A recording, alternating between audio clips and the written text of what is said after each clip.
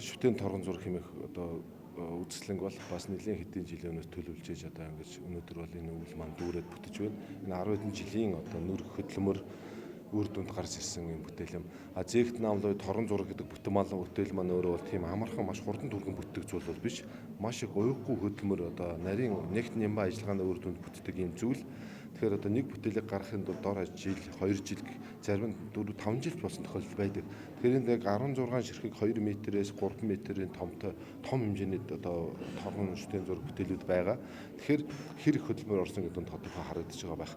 Тэгээ энэ бүтээл гол онцлог нь болохоор энд зээгт намлын торгон зургийн урлаг гэдэг бол бүр эртний хүннэг үе байсан манайд. Манай эртний өмнө 2-оос 3 дугаар зуунд одоо анх одоо олдуур олдож байсан. Тэр ноён уулын хүнүүгийн буушнаас олж 9 их аратан хоорондоо тэнцэдэж байгаа цагаан эсхийн дээр гэж хийсэн зээгээр ингэж гурмалсан шүлзээ дарууж байсан. Энэ бол зээгт намлын анхны одоо олдуураа гэж үздэг. Түүнээс хойш зээгт намлын гол оргил хэсэг түүхийн гол ярихад бол хойшлоод хүрээний одоо их бурхан урлагч нэгдэгдээ цаг 19-с 20 дугаар зууны үед бол яг танка зургийг бурхан зургийн урлагчд өөрөө уран эмэгтэйчүүдийг доороос сурган авч том хэмжээний одоо торгон зургууд бол түүхэндээ үлдсэн байдаг. Цэнт гэдэг үний бүтээсэн 14 м өндөр очроо бурхан одоо зуны одоо адаг сарын шиний 9 болгонд их хүрээний одоо цам дэлгүүд тэр очроо гаргадаг, дэлгдэг.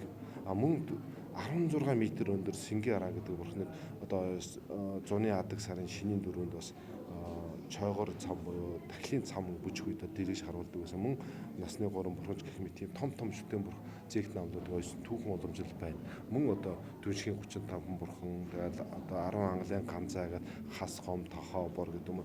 Тухайн үеийн том бурхан урлагчдад өдөртөн зохион байгуулж зээгт намлыг ойсон яг тийм түүхэн уламжлал байдаг. Дамдын сүрэнгийн их хүрээний нэр дурчууд хэмээх тэр ном түүхэн дээр байна.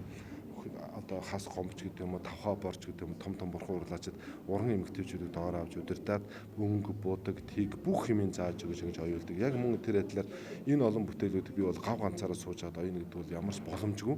Тэгэхээр миний одоо хамгийн таарлын шавнарууд уран үлдээ шавнар нэгдэж яг миний удирдлагын доор яг миний өнгө загвар бүх юмыг одоо яг ягштал баримтлаад зааврын доор одоо бүтээсэн юм бас бүтээлүүд байгаа.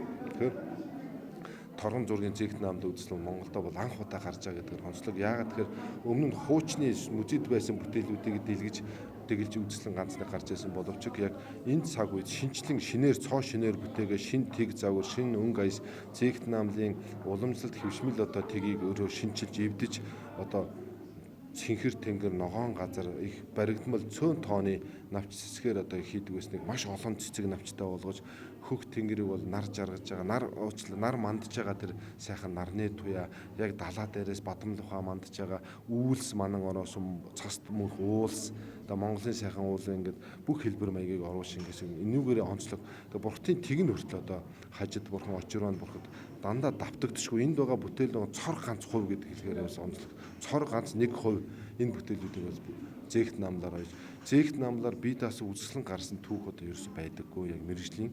Тэгээ энэ маань ороо асар хөдөлмөр ордог учраас хүмүүс бол бас энэ бэрхшээдэг зүрхшээдэг баг.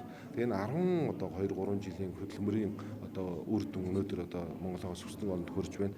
Тэгэхээр зээгт намл торон зургаас гадна танка зураг буюу одоо энд билег харагдаж байгаа цагаан дээрх олон бас танка зургийн зарим хэсгээс тавьсан мөн бурхан зургийн арга ажиллагаа техник ашиглаад чөлөөтэй зохиомжинд оруулаад Монгол зургийн арга хэлбэрээр хийсэн үлгэр домгийн эрд тулгаан амьтдын одоо зураг төр хөргийг бас энэчнээ залсан мөн сав шим ертөнцийн одоо сав ертөнцийн уул ус ургамал амьтан Монгол зургийн арга цэцгийг яаж зурх уу үүлийг яаж зурх уу усыг яаж зурх уу тэр бүх одоо байгалийн дүрслэлийг Монгол зургаар зурсан 40 гаруй бүтээлүүд тавигдсан байгаа.